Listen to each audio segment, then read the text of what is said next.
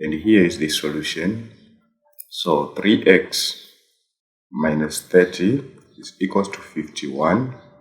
We take all this to this side. It will be 3 power x plus 8 is equals to 51 plus 30. So 3x plus 8 is equals to 81.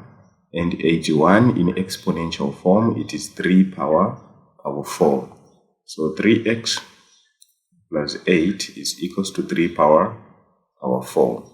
And if you are to apply log on both sides, it is equals to log 3 power 4. So here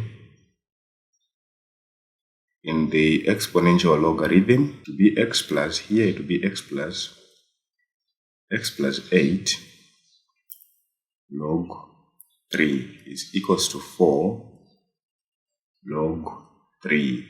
And all these are invested here. You can cancel the equal sign, of course. So you can eliminate the logarithm both sides. So x plus 8 is equals to 4. Of course, we can put it on the other side. And here this goes this side. It will be x is equals to 4 minus 8. X is equals to minus 4, of course.